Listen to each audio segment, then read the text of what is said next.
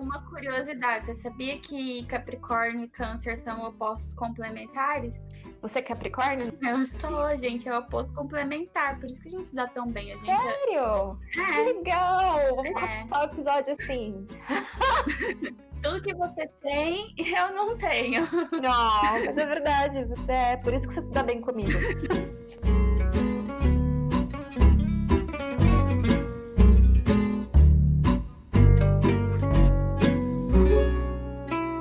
Finalmente!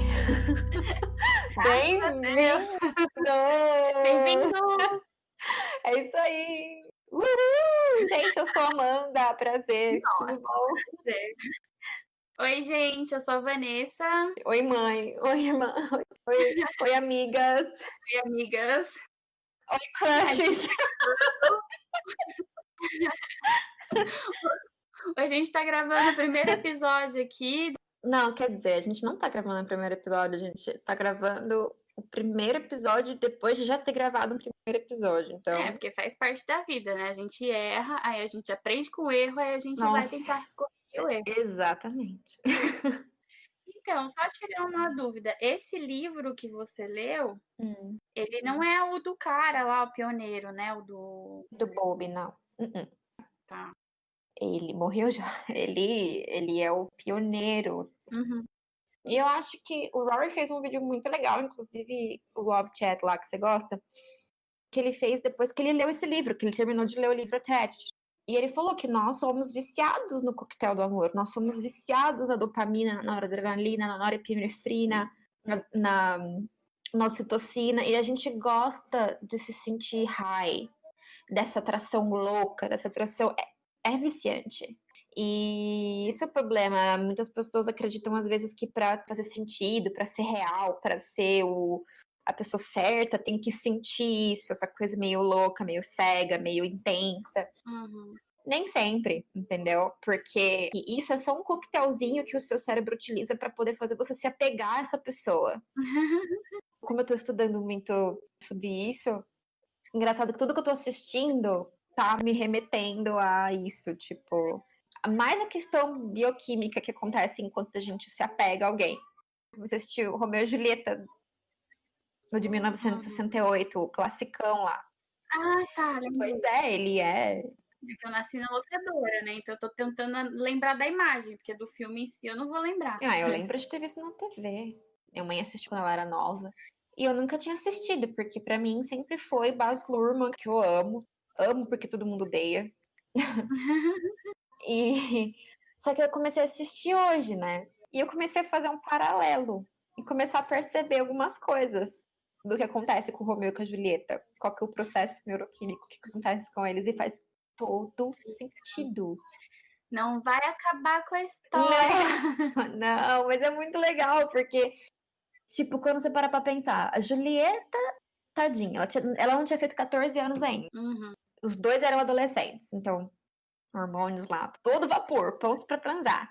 Aí, o Romeu, ele é claramente um dos personagens mais notoriamente ansiosos da telinha. Por quê? Por que eu falo isso?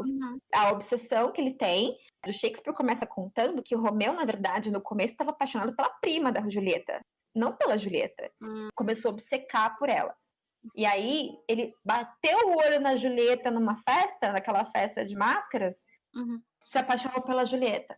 Ela era amor carente, os pais eram extremamente negligentes com ela. Primeiro cara que pegou na mão dela, que beijou ela na boca na festa, a dopamina, a adrenalina, a norepinefrina, que nos dois, que são adolescentes, então tudo isso é um turbilhão muito mais intenso. Os dois piraram, imagina, começaram a trocar os beijos lá, todo cheio de tesão, um coquetel do amor, assim, bateu de um jeito tão forte. What is love? That I'm feeling, não sei se é isso, não. What is love? É bem isso. O que faz todo sentido. Porque lembra aquela cena que o Romeu sobe o muro da casa, depois que acaba a festa? O Romeu cala o muro e vai pra janela do quarto dela, depois da festa. Por que você acha que ele consegue fazer isso? Por causa da adrenalina. O seu corpo, ele libera muita adrenalina pra corrente sanguínea. Você não dorme, você fica... Toda a empolgação daquele momento, né? Então ele sobe aquele muro lá, loucão, ela também loucona lá, tipo, delirando, secada com ele, pensando coisas, e tudo acontece em 3 dias, tá? Eles casam no dia seguinte, menina, e aí eles transam no final do dia. Então a ocitocina que é liberada na hora que eles transam, eles se apegam, fudeu, entendeu? Aí fudeu. Por quê? Com a ocitocina por cima, isso inibe uma parte do seu cérebro que utiliza a parte lógica, o que explica eles terem se matado, entendeu? Você não pensa mais com a lógica. Então, é muito legal ver esse sistema de apego que funciona na gente, que é muito forte. Quem que é a que finge mesmo? Primeiro que se mata, ela se finge e daí ele acha que ela... É isso ou é ao contrário? Não lembro. Não sabe a história de Romeu e Julieta. Quanto tempo faz que eu não vejo Romeu e Julieta? Como assim? Não! Ressuscitou uma história da, sei lá, de quantos anos. Daí ele acha que ela tá morta, porque faz sentido isso que você falou de ele ser ansioso, entendeu? Porque daí, tipo, ele se matar porque ele achou que ela tava morta. É tipo isso. Faz muito sentido, realmente. Então é legal ver, né? E ia ser proibido também, influenciou bastante, né? Sim, e na época em que não se sabia como era amor, como que isso na verdade era só teu corpo querendo se apegar àquela pessoa ali e fazer bebês, entendeu? E eles não entendiam isso e se mataram, totalmente na parte não lógica do cérebro. E é legal porque a doutora Helen Fisher fala isso também no TED Talk dela que ela fez. Muito legal ver esse paralelo. O Shakespeare, ele era muito inteligente. Ele era muito foda. Nossa, pica, sério, pica. Por isso que humanas é muito mais importante, né? Não, opa! Mas a gente não... É mal valorizada. Humanas... Somos suspeitas para falar aqui neste podcast de humanas. As duas são de humanas. Legal, muito boa o exemplo, Amanda. Vou ter que assistir, porque quantos mil anos faz que eu vi essa história? É legal, antigo. É que eu gosto muito do novo, do de 97. Eu amo. É que o Leonardo DiCaprio fez um trabalho péssimo nesse filme na hora de recitar as falas. Ele era muito bonito também. Meu Deus, aquele filme. O Romeu e Julieta, ele foi o ápice da gatice dele. Tipo, cara, assim, essa época aí, tipo, eu e minha irmã, a gente era fanática, assim, por ele. A gente colecionava, tipo, clássicos com cor. Eu e minha irmã também. E é isso aí. A gente pode começar falando o que nos trouxe até aqui, né, Vanessa? Tipo, eu acho que qual que era a nossa motivação com esse podcast, sim, né? Tipo... E eu também, eu tava pensando nisso até um pouquinho antes, assim, da gente começar. Que a principal culpada da gente começar esse projeto foi a quarentena, né? Eu comecei a analisar mais as coisas que eu ia começar a colocar como prioridade na minha vida e ter essa parte de autoconhecimento, de falar o que faz sentido para mim trabalhar e... Cara, eu quero fazer alguma coisa. Então veio essa ideia de fazer o podcast, né? Sua. Primeiro minha, mas lembra que eu fiquei martelando lá em você, Amanda, mas pensa, a gente tá vivendo no mundo de tecnologia, a gente tá vivendo nesse mundo globalizado, por que a gente não vai fazer alguma coisa que a gente pode colocar ali externo e qualquer outra pessoa ver, entendeu? Que faça sentido para alguém. Porque a gente tem que pensar que hoje é o mundo que a gente tá vivendo, né? Eu acho que foi um timing muito bom, porque no começo da quarentena eu fui o membro do bonde dos términos, né? Então, e por ser parte do meu perfil mesmo, eu tenho um perfil de uma pessoa que quando termina, eu acabo tendo um drive de crescer muito grande, de me desenvolver. E você me pegou nesse trem, querer desenvolver, de olhar para dentro e ver quais padrões de comportamento que eu tô trazendo. E foi legal porque tá isolada, me ajudou a ter mais foco, a gente passou a conversar muito, e eu queria, e parte dessa jornada minha era querer ter um hobby, e você também queria ter um projeto, você deu a ideia e eu dei, porque eu queria fazer tudo, né? Você viu que eu tava... Vamos fazer, fala aí então, sobre o que você quer falar. É pra gente, caramba, é só pra gente se divertir, pra gente aprender também, né? Pra gente crescer Sim. com todas essas conversas que a gente sempre teve e não vai mudar, a gente só É. tá gravando agora. A gente tem como segundo plano também ajudar quem a gente puder com as informações que a gente vai trazer, mas assim. Porque você, com todas essas buscas e pesquisas que você sempre fez, você não tá deixando de fazer uma coisa, não tá fazendo a mais. Você sempre estudou muito, você sempre pesquisou muito e você tem um conhecimento muito grande, que foi aquilo que eu te falei. Você Você sempre me também. ensinou muito essa parte de realmente teoria, Uhum. né? Porque o que eu sei é aquilo que eu vou aprendendo com a minha vida. E lógico. É isso que você tá querendo dizer, tipo, você tem as coisas que você busca, mas esses tópicos Mas especificamente. eu pesquisava, que nem eu conheci o CSV, É. o que era o Casal Sem Vergonha, na época do blog deles, né? Porque Uhum. já nos meus primeiros relacionamentos, eu já, tipo, quando eu saía, eu tinha muito esse negócio de tentar entender o porquê que não deu certo, tentar fazer uma análise sobre isso, sabe? Só que da minha maneira, porque eu não tinha parte de teoria, de psicologia. E depois que você entrou na minha Sim. vida, isso se tornou um padrão um pouco maior, né? Porque daí a gente sempre trocou muito essa questão de relacionamento, né? Que foi o que fez a nossa É. amizade ser a nossa amizade. Pois é, isso é verdade. Sempre foi meio que a premissa, né? E amo esse assunto, eu amo estudar sobre amor, amo estudar sobre Ai, relacionamentos. eu tô tão orgulhosa dessa pessoa que tá crescendo E quero ser a tanto. nova doutora Helen Fisher, versão Brasil.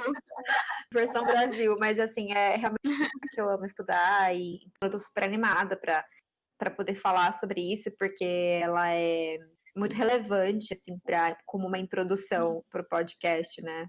E eu acho que também porque foi um assunto que teve uma coisa meio que marcante para nós duas, né? Porque você trouxe esse assunto primeiro, você me explicou sobre ele quando você estava estudando. Uhum. Confesso que foi meio difícil, né? Ali no começo eu Ah, entender. para Eu mim lembro que você também. pegou e fez. Você me explicou ali numa ligação nossa e falou: Ah, qual que você acha que é? O que você é? Hum. Aí, tipo, eu fiquei, eu tenho que falar agora? Tipo, como que eu vou saber o que eu sou assim tão rápido? E Pois é. pra eu conseguir começar a pensar em quem que eu era, eu acho que eu tive que assistir o vídeo da Rita umas 2 vezes. É. Ah, mas é, então, a questão do vídeo, que um precursor para você querer fazer esse. Sim, porque daí eu vi o tema e aí eu lembrei da tua explicação e daí eu lembro que eu te mandei sobre o vídeo, e aí É. você já adorou ela também, né? É que ela é muito didática, então talvez por isso que no vídeo dela ficou bem mais didático, né? Sim. Aquela pessoa é maravilhosa, né? Não, a Rita é Ele maravilhosa, é tipo. professor, né? Então também tem. Hum. Então, no vídeo da Rita, né, que é o que você falou, de uma maneira mais resumida, né, a teoria do Uhum. apego. Eu acho que é Sim, importante as pessoas assistirem o vídeo, com porque certeza. ela explica de uma maneira muito, tipo, didática. Encurta, O né? que eu achei legal é que depois que você me mostrou o teste, né, você vê que não são só 3 tipos de apego, são mais, São 4. são 4 no total. Uhum. E aí tem essa questão de que você não é um só, né? Que você tem um pouquinho, um pouco de cada, pode ter um pouco mais desse, um pouco mais daquele. Uhum. Depende de com quem você está se relacionando, né? Mas você sempre vai ser mais do que um outro. Você opera num espectro, né? Sim, E cada experiência de cada um vai ser muito única.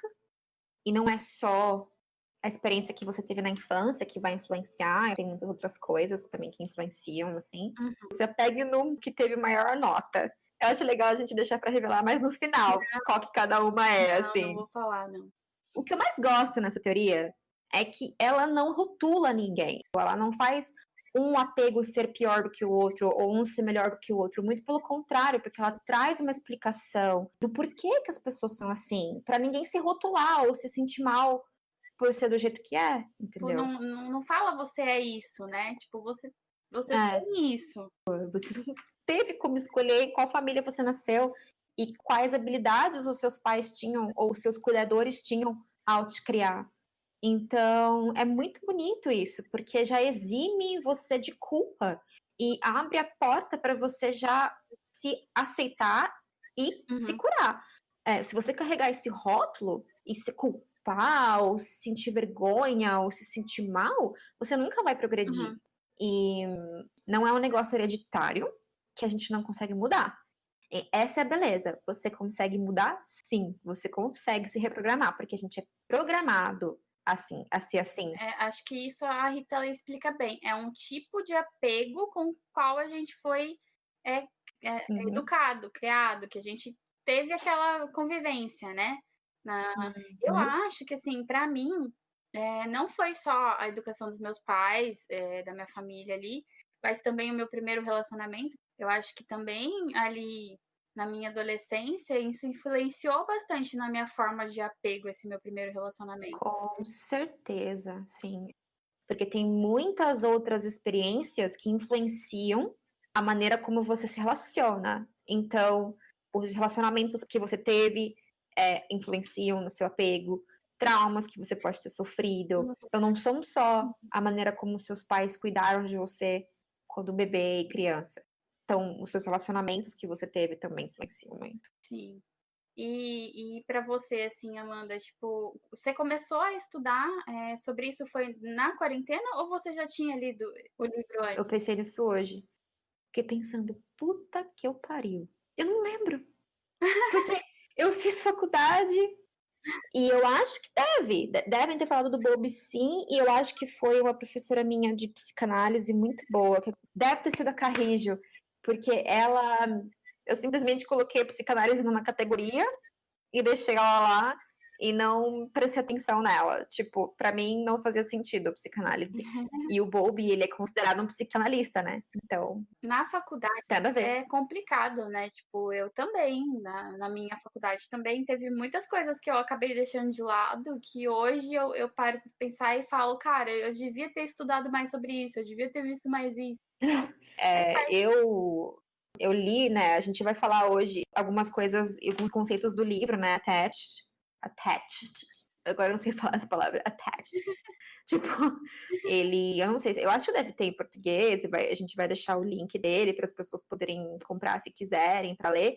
Um livro muito Uhum. legal. Ele foi escrito pelo Amir Lavine e a Rachel Heller, que é amiga dele, coworker, né? Eles fizeram mais de 15 anos de estudos nessa área e escreveram esse livro.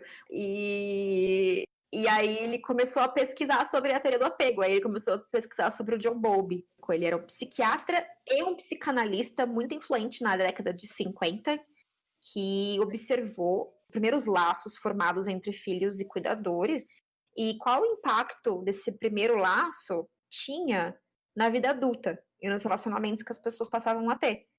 Só que não tinha tanta pesquisa ainda naquela época, então ao longo dos anos, outros profissionais foram aperfeiçoando os estudos, fazendo cada vez mais pesquisas. Então o Amir Lavine, ele junto com a Rachel Heller trouxe um guia, digamos assim. Então o livro, ele traz vários relatos dos estudos que eles fizeram e de outros pesquisadores também que passaram a aperfeiçoar as pesquisas nesse assunto. Apegados. Chama Apegados, legal. Ele traz história, questões biológicas, neuroquímicas, Bowlby, relatos, histórias de pacientes. Ele também traz modelos de como se relacionar de uma maneira mais saudável. Mas, Então, pressupõe-se na nossa cultura, na nossa sociedade, de que como a gente nasce aham, programado para amar as pessoas e sim. para se apegar, pressupõe-se que todo mundo deveria amar do mesmo jeito. Porque amor é isso, porque amor é quando a pessoa faz aquilo. Uhum. Não, na verdade não, as pessoas amam de jeitos diferentes, Gente, é bem mais complexo, né? né? É uma coisa, né? Por que as pessoas nunca conseguem explicar o que é amor? Porque é bem mais complexo do que você falar, é assim E ou é até hoje a assado. gente não tem uma definição, Sim. né, do que é mesmo, mas pessoas com apegos diferentes lidam com fatores em relacionamentos de maneiras diferentes. Então, eles lidam com conflitos diferentes, a atitude em relação ao sexo é diferente, as habilidades de se comunicar e comunicar as necessidades e desejos é diferente, e as expectativas que eles têm de relacionamentos também variam. E se você tivesse que Sim. chutar, qual a porcentagem de pessoas que são, na verdade, saudáveis ou seguras? Eu acho que chutaria no mundo inteiro uns 2%. 2%. Pois é. Depois eu falo qual que é o número. Mas primeiro vamos apresentar os tipos, né? Você falou que tinham sido 3 tipos. Você falou, né, que teve várias pesquisas sobre isso, vários estudos. E no vídeo dela, traz um questionário que 2 pesquisadores, acho que é Cynthia Hasson e Philip Shaver, não sei se é assim que pronuncia o nome dele. Esse, ó. Do Colorado. Do Colorado. Eles fazem o questionário no jornal. Eu achei muito legal isso, cara. Acho que foi na década de 80 isso. Olha quanto tempo que tem esse estudo e quantas pessoas que realmente, tipo, se desenvolveram nesse assunto, entendeu? É um assunto muito pouco falado. Exato. Concordo com você, meu bem. Como que eu, que fiz faculdade, só tive acesso a essa merda agora? Exato. As pessoas deveriam estar, tipo, andando com isso como sticker da parte de trás do carro, entendeu?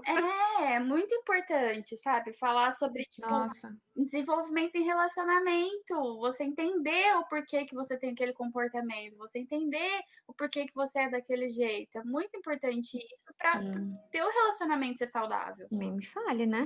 Até porque Nós que diga, né? infelizmente, também tem essa disparidade entre relógio biológico entre as mulheres e os homens. Então, para as mulheres que querem procriar, que querem engravidar, ter uma família bem-sucedida, estruturada e criar seus filhos em um ambiente saudável, elas não têm tanto tempo quanto os homens para encontrar a pessoa certa. Então, esse tipo de educação sobre como se relacionar de maneira saudável já deveria estar sendo explicada e ensinada na escola para gente. A doutora Helen Fisher, ela é antropóloga e ela estuda o amor já desde os anos 80 e ela... Eu adorava antropologia na faculdade, sabia? Meu, é muito legal, cara, porque relacionamentos saudáveis geram filhos saudáveis, que geram comunidades saudáveis, que geram sociedades saudáveis, países saudáveis, mundo saudável. Quando a gente fala o clichêzão que começa de casa, não é mentira, começa de casa, entendeu? Para a gente poder fazer um impacto saudável no mundo. Por isso é muito importante, né? Acho que a gente teve esse privilégio de ter um tempo na quarentena, de poder estudar e poder buscar o autoconhecimento. Cara, quem tem esse privilégio tem que fazer isso mesmo, porque se você não trabalha o interno, o primeiro, você, o que você entende, o que você conhece, não tem como a gente querer ir lá julgar o mundo externo, né? É que começa desse jeito que a gente tem feito, realmente tentando atingir as pessoas. E quando você falou, né, de ter lido os 3 apegos no vídeo dela, quais eram os apegos que ela falava no vídeo? Aí que eles dividem em 3 categorias, e aí lá tem a pergunta, né? Em qual dessas 3 categorias você se encaixa quando diz respeito aos relacionamentos? E aí ela fala do tipo, né, traduzido para o português, o tipo seguro, que é o tipo A, o tipo B, que é o ansioso, e o tipo C, que seria o distante. É importante explicar. A gente não tá falando das pessoas ansiosas, tá? É muito fácil, às vezes, as pessoas se confundirem com, mas eu sou ansioso. A ansiedade.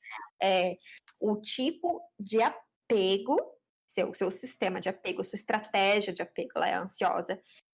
Mas, na verdade, existem 4 tipos, né? Porque é um tipo, inclusive, mais raro, porque é muito complexo e é uma população muito mais rara, que é o desorganizado, que em inglês é fearful avoidant. Então, teve um estudo feito em 1994 que mostra que 50% da população é segura. Então, pasme. Lembra que a gente estava falando qual? 50%! Cadê essa pessoa segura, Senhor? Exato. 50% é seguro, 25% da população é considerada distante, 20%, e não outros 25%, mas 20% são ansiosos, e de 3 a 5% são considerados desorganizados. A gente tem que fazer uma pesquisa nova. Extremamente desatualizado. Ainda mais no Brasil. Não, no mundo. Então, e daí assim, como eu não sabia sobre esse 4º tipo, né? Eu sabia no teste, né? Mas eu não lembrava da tua explicação, se tu me explicou muito profundamente daquela vez que a gente conversou. Mas lá no vídeo, a Rita ela fala que geralmente uma pessoa ansiosa se relaciona com uma pessoa distante e ou ao contrário, né? Geralmente é esse o padrão. E aí, no caso, se a gente tem esse terceiro, como que é os relacionamentos, Amanda? Eu até esqueço do seguro, porque eu achei que o seguro era difícil de encontrar, né? É que, na verdade, os seguros não é que eles são difíceis de encontrar, mas é que eles normalmente estão em relacionamentos. Então, eles não ficam na pista muito tempo. É. Eles não estão disponíveis, porque eles têm relacionamentos mais saudáveis. Então, eles não estão disponíveis com frequência. Eles Por isso que a gente sabem o que querem e eles sabem como agir num relacionamento, né? Então é mais fácil de lidar. Mas você estava falando sobre a armadilha do ansioso distante, Não, né? claro. É o yin yang. Então, é um push and pull. O empurra Sim. e puxa. Infelizmente, os tipos ansiosos e os distantes, eles estão atraídos, porque à medida que um procura proximidade e se esforça, o outro se distancia, né? Isso acontece porque essa dinâmica, ela acaba sendo familiar para ambos. Então, Sim. e reafirma as crenças de que os relacionamentos são insatisfatórios ou restritivos e que é assim que o amor acontece. Porque para e pensa, se seu pai ou sua mãe, eles são as primeiras figuras que você entende do que realmente é amor.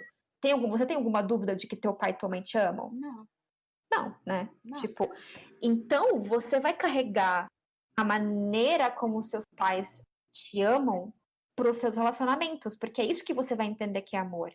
Então, qualquer pessoa que recrie essa dinâmica, ela vai fazer mais sentido, você vai estar mais atraída por ela. É uma maneira de condicionamento, você é condicionado a entender que o amor é assim. Sim. E você se sente amado assim.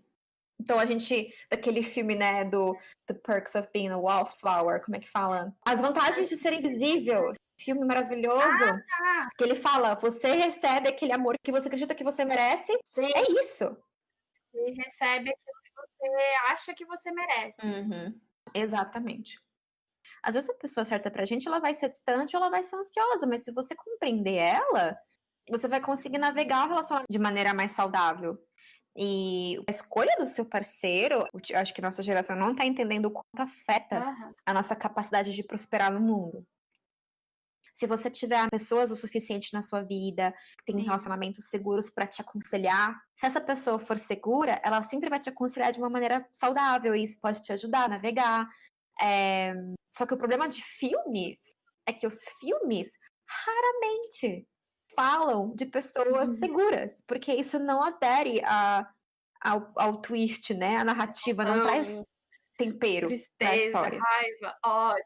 Não tem graça falar de gente segura na telinha, entendeu? Então a gente não tem muito exemplo. A gente, infelizmente, a mídia influencia muito a nossa maneira de entender amor. Como o Alain de Botton fala, aquele incrível, que a gente tem uma concepção do amor romântico que os romancistas do século, me corrijam se eu estiver errado, 18 ou 19, eles não trabalhavam, eles não lidavam com estresse, eles andavam programados em campos de gramas, de flores, e liam, e meditavam, e falavam sobre a vida, eles não tinham grandes preocupações, esses idiotas. Então, me desculpa, essa ideia de amor romântico, ela é muito imatura, tá? O amor, ele tem muito mais a ver com outras coisas que não é que a gente vai falar, mas assim, me descreve uma sensação que você teve da última vez que você se apaixonou por uma pessoa, assim. Ah, eu acho que, tipo, um friozinho na barriga, né? Que todo mundo fala, aquele negocinho assim. Coração muito apertado, assim, nossa, eu gosto dessa pessoa, né? Ui. Então. Tipo, aquela sensação quando você tá descendo na montanha-russa, né? De friozinho na barriga. A dopamina, a adrenalina, né, digamos assim. Mas eu não vou ser muito nerd nesse aspecto, eu juro que eu vou tentar me comportar. Mas se a gente vai falar de teoria de apego, a gente tem que falar qual que é o sistema de apego, porque ele é muito forte. Ele é um sistema biológico nosso de apego primitivo. E ele foi o principal mecanismo de sobrevivência da nossa espécie. Então, todas essas sensações, gostosas que a gente tem quando a gente se apaixona, que é esse coquetel do amor, ele foi feito para criar e regular a nossa conexão com figuras de apego. Então, você vai precisar dele em 2 momentos da sua vida, quando você for um bebê, tá? E quando você for escolher um parceiro para procriar. Então, ele consiste de emoções e comportamentos que garante que você vai permanecer seguro e protegido através de ficar perto de um ente querido. Entendi. Então, esse sistema de apego, ele gera vários neuroquímicos gostosos para fazer a gente gostar daquela pessoa, confiar naquela pessoa, se sentir seguro com aquela pessoa. Então, requer adrenalina, noradrenalina, dopamina, a citocina. Então, o nosso cérebro emocional, ele foi passado pela gente pelos Homo sapiens, nossos queridinhos Homo sapiens. Então, a gente tem um cérebro primitivo que vive em pleno século XXI. Só que a maneira, eles viviam numa era totalmente diferente. E que a gente hoje tem que lidar com questões com um cérebro que nos foi passado numa era muito diferente. Tá. Você disse que você se identificava constante. Sim. Eu acho que porque eu sempre demorei muito para realmente demonstrar os meus sentimentos. Eu não gostava, tipo, geralmente os meus relacionamentos no começo, né? Os meus namorados, eles eram mais de vir querer conversar, de vir querer falar comigo. E eu nunca fui muito de ir atrás, sabe? Certo. E eu comecei a linkar isso também com a minha educação, né? Porque eu tive comportamentos distantes na minha família, né? Nunca fui muito ligada com a minha irmã e com meu pai, assim, também não tem aquele relacionamento muito apegado de amorosidade e demonstração, né? A gente tem, só que numa medida, eu acho que bem pequena. Apesar da minha mãe ter aquela amorosidade ser muito grande. Então, o que eu tive com a minha mãe, eu também comecei a pensar um pouco nisso. Eu acho que me deixou segura em certos pontos. Porque eu tive uma relação de afeto, de amor, de carinho dela muito forte. Então, pode ser que, tipo, o que eu não tive ali com meu pai, com a minha irmã, eu tive muito dela. E aí, assim, nos meus relacionamentos, eu só consigo demonstrar carinho, eu sempre fui carinhosa, mas eu demorava até chegar nesse ponto, sabe? Tá, entendi. Não, faz sentido, né? Cada estratégia de apego que a gente fala, ela se desenvolve num espectro, né? Então. Sim, até porque depois do teste não deu, não deu o distante. Mas qual que Então, deu a maior? primeira vez foi o seguro e a segunda vez foi o distante. Que eles trocaram, na verdade, inverteu. Ok. É só explicando mais ou menos o contexto que gera esse apego nos distantes. Então, pessoas distantes normalmente são crianças que cresceram com pais ou cuidadores que eram emocionalmente indisponíveis ou eles eram fisicamente indisponíveis. Então, eles eram distantes emocionalmente no sentido de que eles não apoiavam ou não aceitavam e respeitavam a criança como elas realmente eram. Então, poderia até haver uma presença física constante, então seus pais estavam sempre ali, mas emocionalmente você não sentia que você podia contar com eles. Pais que eram muito rígidos, que não permitiam com que a criança se sentisse escutada, vista, validada, amada.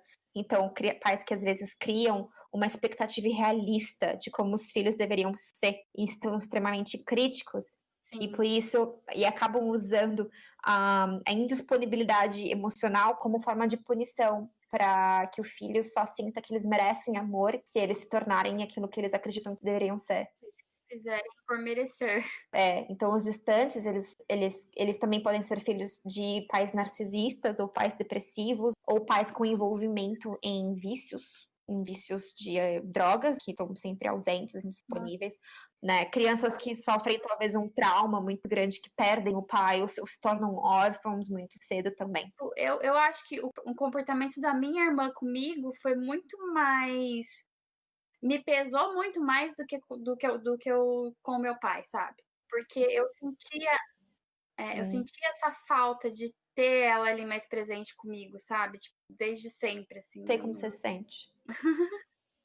Eu queria muito que as pessoas pudessem... A gente deveria ensinar essas coisas na escola, cara. Tipo, como que isso não é ensinado na escola? Sim. Como? Eu não vejo como que isso não deveria ser ensinado. Pra gente evoluir como espécie, a gente tem que evoluir internamente, a gente tem que evoluir nosso senso de autocrítica. Tem que ser ensinado na escola. Para de ensinar báscara. Ensina regulação emocional. Quem que usa báscara? Eu que uso essa porra. Ai, meu Deus, eu perdi horas da minha adolescência, da minha infância, que eu poderia ter usado para aprender um negócio que iria me servir na minha vida de uma maneira muito mais prática e me tornar um ser humano mais proativo, mais eficiente, um cidadão. Tudo, né? Nos relacionamentos, não só amorosos, mas nos relacionamentos da vida, no como que a gente vai. Tipo, como? Então, imagina você uma criança, a tua maneira de sobreviver é se apegar ao seu cuidador.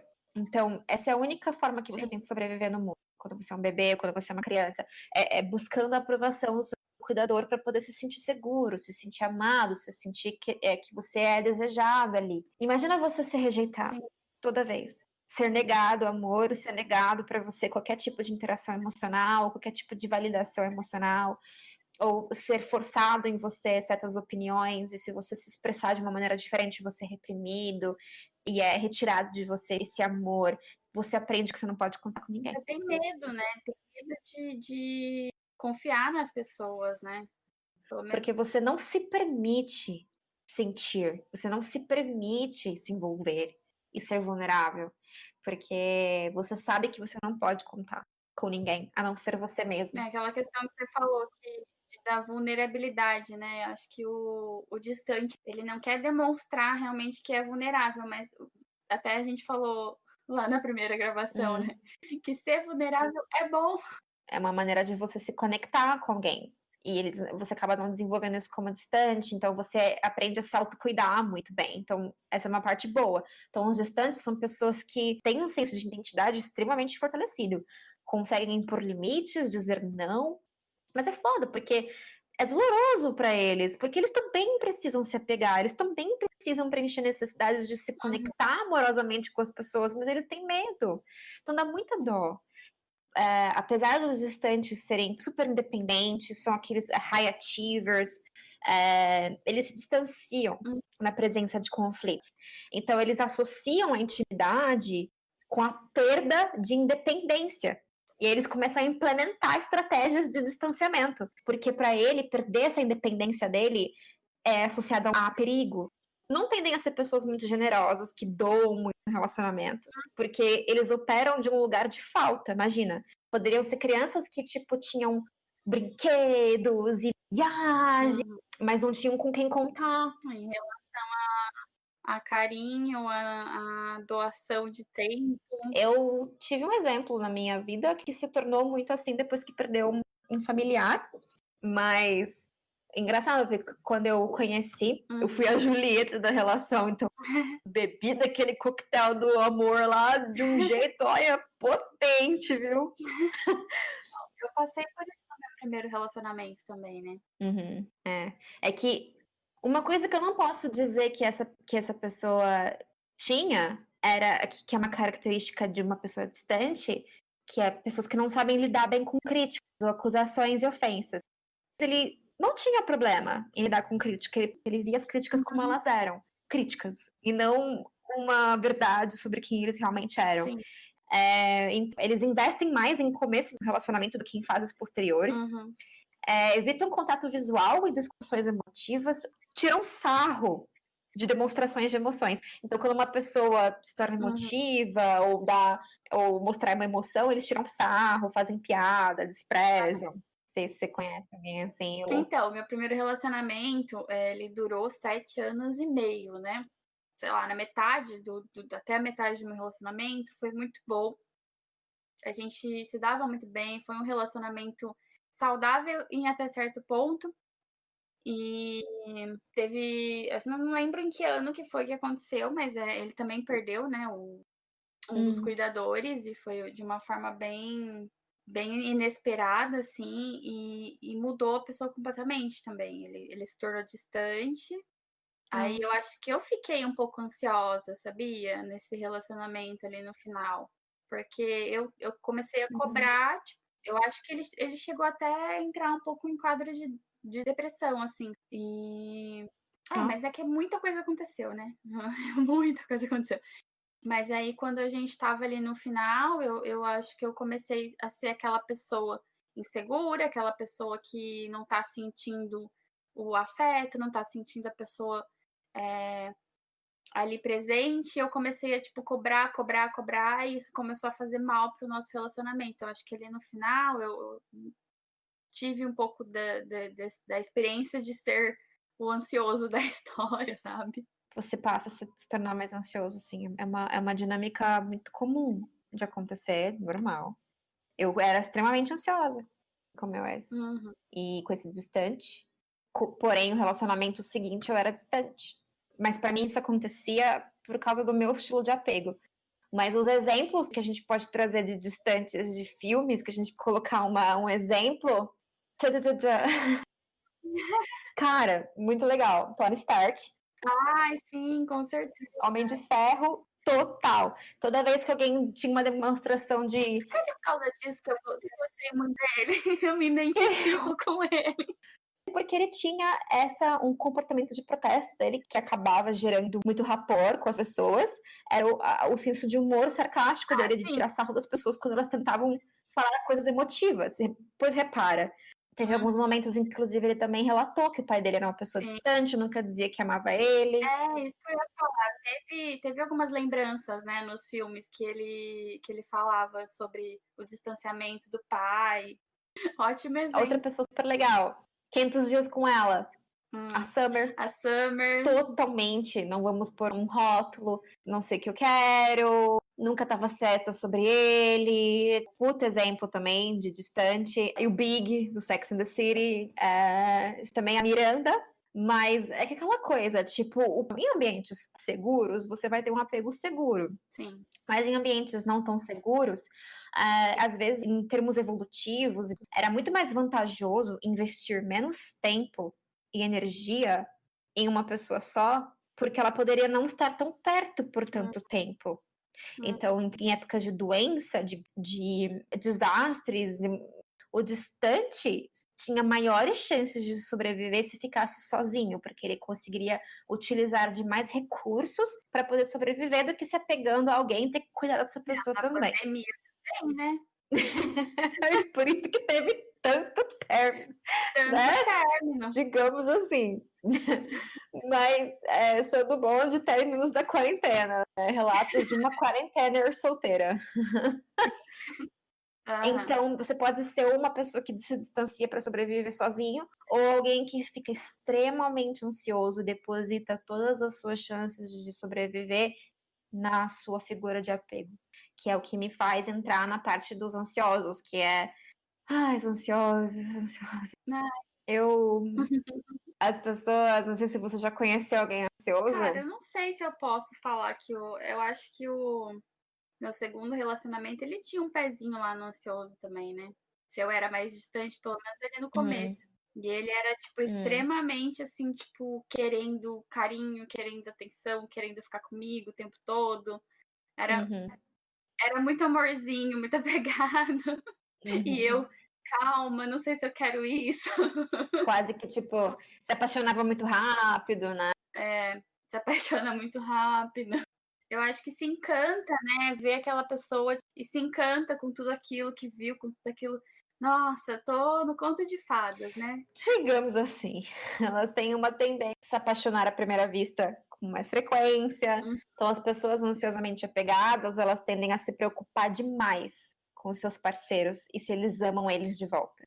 Essa é a principal característica de um ansioso. Eles têm um medo de ser abandonado. Então, são pessoas que estão frequentemente em relacionamentos ou entre relacionamentos. Então, terminou com alguém, um mês depois já está em outro. Usam chantagem emocional para fazer o parceiro sentir medo de ser abandonado também. Eles constroem situações que gerem ciúmes, então, e acabam sendo pessoas que têm uma tendência maior a ter uma baixa autoestima e uma autoimagem também denegrida. Então, eles não têm uma imagem de si muito boa. E todo o senso de validação opera através de estar com alguém. Então, eles têm uma ausência de autoidentidade também. Todo o senso de identidade deles operam através de relacionamentos. Costumam ser mais ciumentos, mais possessivos. E tem uma incapacidade muito grande de se acalmar sozinho. E uma dificuldade de autorreflexão também. Entendi. Então, eles não são pessoas muito autorreflexivas. Então, tadinho, eles gostam do coquetel do amor. Eles são, na verdade, eles costumam ser os taxados de viciados em amor. Sem os estereótipos, estamos trazendo ciência para vocês. Mas eles têm uma certa dependência química.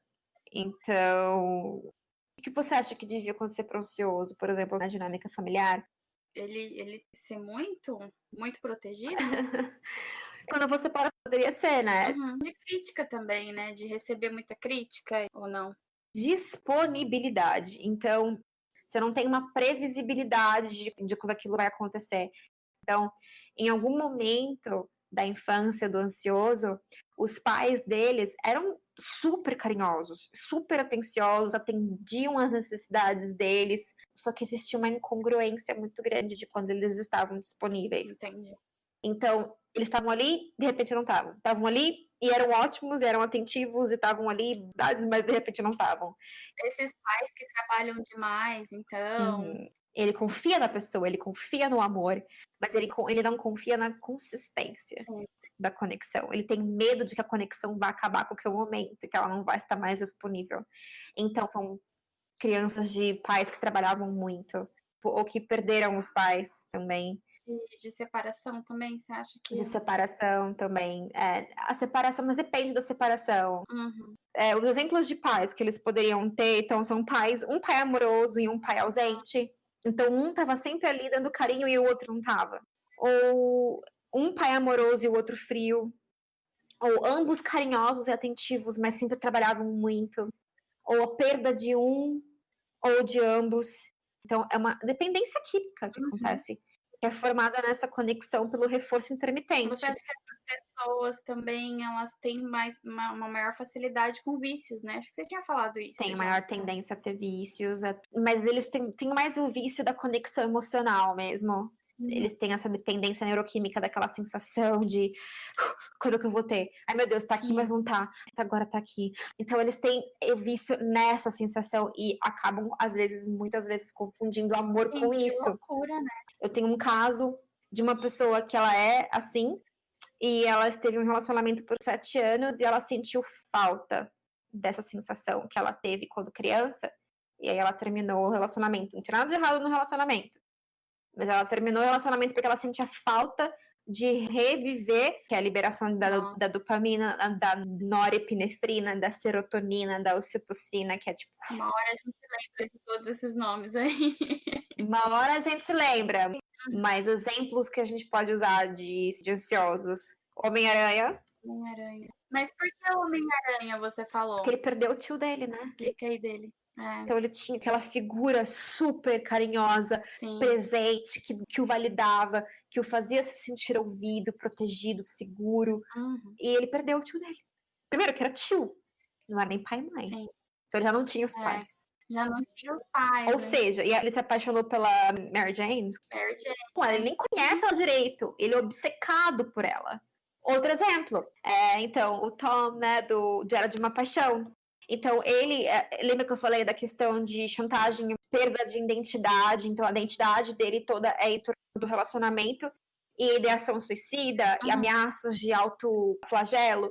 Ele viu a Ellie pela primeira vez em uma festa de parque de diversões na cidade, no carrinho, daqueles carrinhos bate-bate, e se apaixonou por ela, decidiu que ela era a mulher da vida dele. Naquele momento. Na cena seguinte, ele já estava subindo na roda gigante, que ela resolveu ir com outro cara, que ela rejeitou ele. Ele subiu na roda gigante e ameaçou se matar se ela não fosse num date com ele. Extremamente. Você acha que quem inventou o amor à primeira vista foi uma pessoa ansiosa? Oi? Ah, com certeza. Quem inventou o amor à primeira vista? Outro exemplo, Romeu, de Shakespeare, que a gente estava falando de Romeu e Julieta. Falar dos desorganizados, né? Que ele deveria ser um episódio só separado, assim. Porque nem é tão falado, né?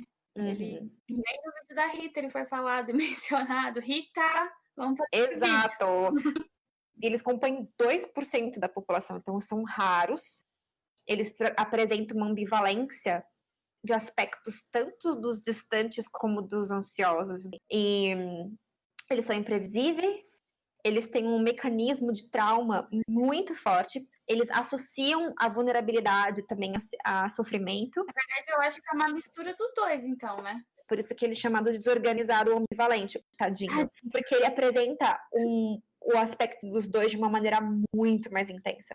Então, quando ele se distancia, mano, ele se fecha de um jeito que você não entende. Assim, e quando ele tá ansioso, é fora do normal. Então, ele opera num espectro mais intenso. Eu acho que esse último relacionamento, que não foi bem um namoro que eu tive, né? Ele era isso mesmo.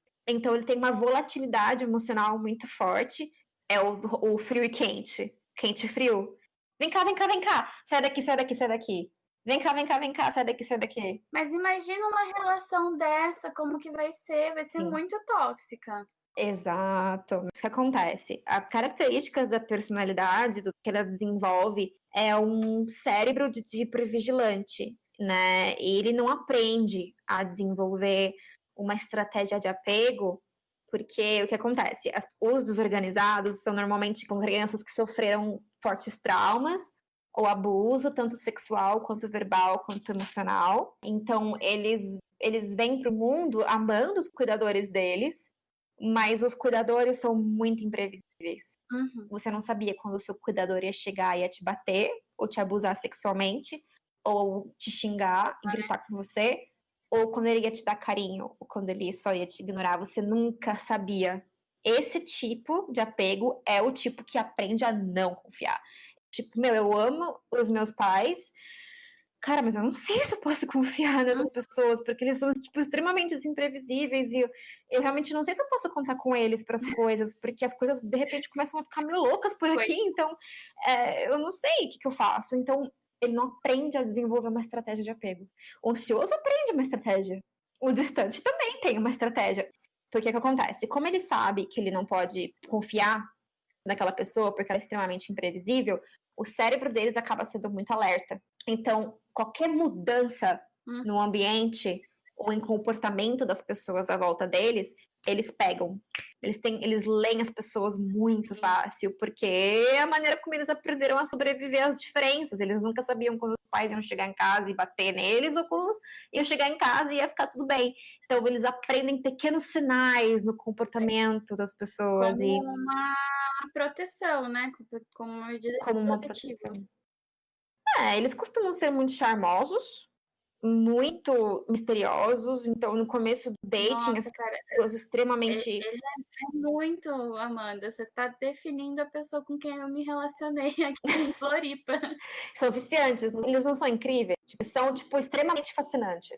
Mas eu acho que quando a gente ficou junto, ele foi mais ansioso durante o tempo que tava bom pra mim, né? Porque como eu acho que eu tenho esse meu lado mais distante, então eu acho que tava bom durante esse período.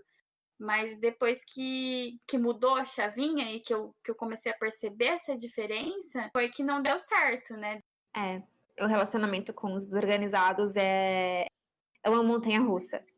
Eu não vou taxar, não existe um apego melhor do que outro, porque tem suas vantagens de se namorar uma pessoa, ou se relacionar com uma pessoa desorganizada, porque, de novo, são pessoas extremamente fascinantes, determinadas, e se doam também. Mas, assim, consistência que acontece pode ser desafiadora para pessoas que não têm as ferramentas para lidar. Mas no começo é muito gostoso, pode ser muito viciante. E tem exemplo do desorganizado? Eu posso citar um exemplo bom, que é o Gênio Domável. Nossa, vai fundo mesmo nessa pesquisa aí de procurar uns exemplos aí. Esse que é o problema com o desorganizado. Até ele se apegar a alguém, ou até ele começar a gostar de alguém, ele é de boa. Ele é charmoso, ele é confiante, ele é incrível. Mas quando ele começa a gostar de uma pessoa, todos aqueles traumas de criança começam a voltar e ele não confia na pessoa. E aí ele começa a ter os comportamentos de protesto. Então é esse hot and cold o tempo todo. Mas o que me leva ao seguro. O seguro, que são os mais... aquilo que a gente falou, né? No começo eles não mostram tão seguros na telinha, porque eles são um pouco mais sem graça.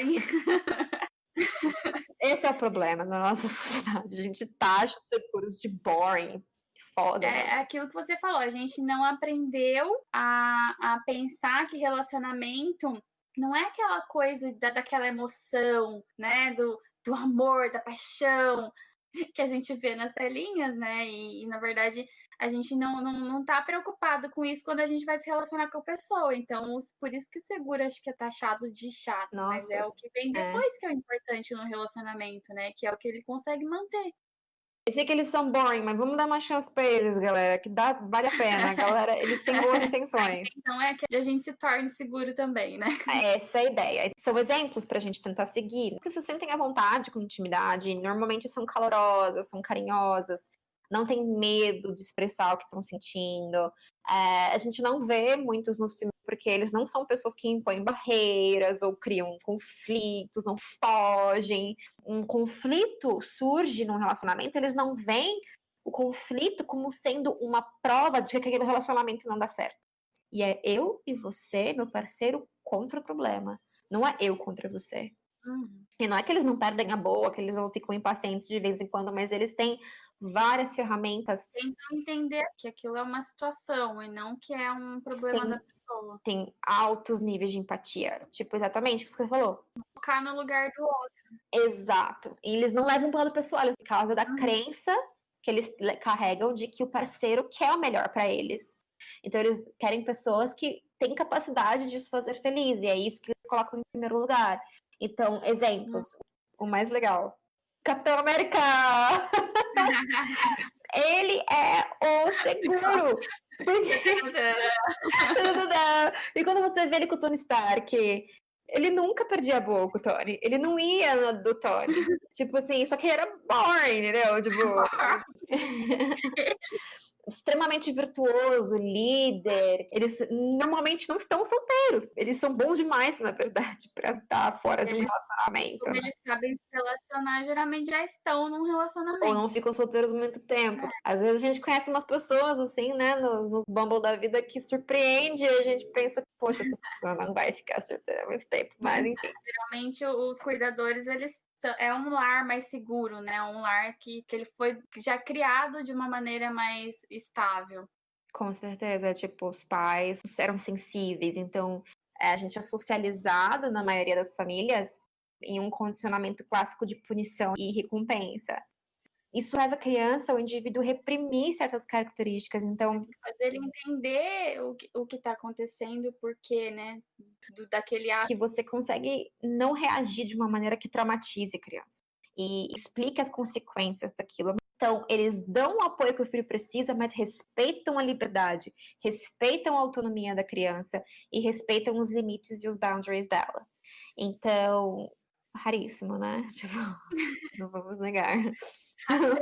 Mas conheço algumas pessoas assim, seguras.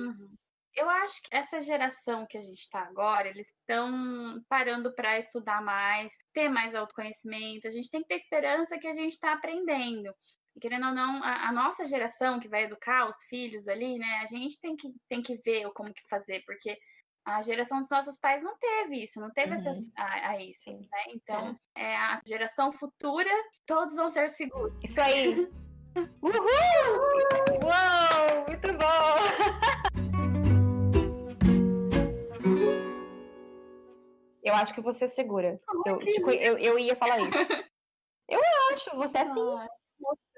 Não, mas é verdade, você é. Por isso que você se dá bem comigo. Falou.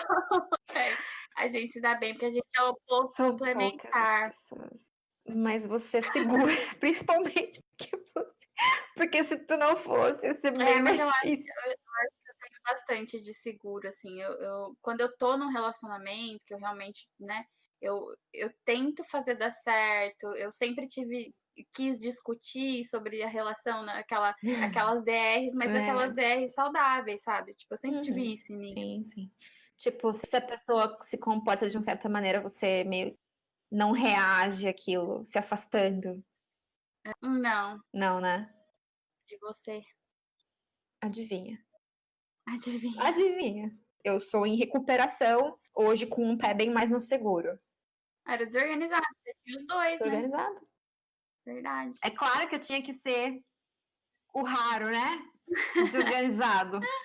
Tinha que que eu ser. pariu. E na louca essa, viu, que eu fui colocar na minha vida. Bipolar total. Não tão severo. Então, qualquer coisinha que eu via, tipo, mudando, quando eu pegava essa diferença de comportamento, eu já dava vários significados negativos para me proteger. E eu me Mas é que fechava.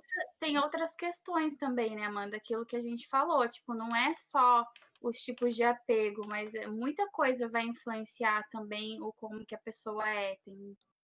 Então, eu acho que era importante só a gente concluir falando que nenhuma pessoa vai ser, tipo, 100% um só, né?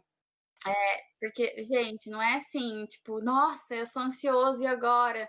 Você vai ter um pouco de um outro Nem ali, tudo está né? perdido. Nem tudo está perdido. E Não, mas é só uma teoria para, tipo, te guiar, que nada é imutável, assim. tem os casos, né, que são pessoas que são criadas por uma pessoa só, mas Sim, sim. tem os outros que não. Então, são vários tipos de pessoas que vai influenciar no nosso apego. É isso, tipo, é importante se educar, a psicoterapia pode ajudar muito a identificar, compreender seus padrões, ressignificar o que é relacionamento, o que é amor, para te ajudar a se guiar, porque eu acredito que a gente tem que sim ter como objetivo final um relacionamento amoroso saudável. Eu acho que a gente está nessa terrinha aqui para poder se conectar. E a gente, muito embora a gente seja programado para se conectar, não significa que a gente esteja fazendo um bom trabalho. É super importante e a gente só quer apresentar um tema que é bacana e que mostra o quanto que a gente tem que aprender nessa vida. Opa, com certeza. Nunca é um processo, né? Eu acho que assim, não é só tipo, eu vou estudar sobre isso e é assim que eu vou aprender. Não, os relacionamentos faz a gente aprender também. Então, não é porque não deu certo que não deu certo de alguma forma. Você vai se identificar naquele relacionamento e estudando e se identificando, você vai buscar uma melhoria para si e para os próximos Isso relacionamentos, aí. né? Em sucesso. Então é isso. Espero que vocês tenham gostado e Por hoje é só. por hoje é só. Se vocês gostaram, fiquem à vontade para fazer os comentários no YouTube, também na nossa página do Instagram. A gente vai adorar escutar relatos, sugestões de próximos episódios, e a gente vai colocar todas as referências do que a gente trouxe também na descrição do perfil do YouTube. Isso. Dá um like, compartilha com os amigos. E esse foi o primeiro episódio do Conversa de Nós, né? Até que enfim! Aê! Sucesso!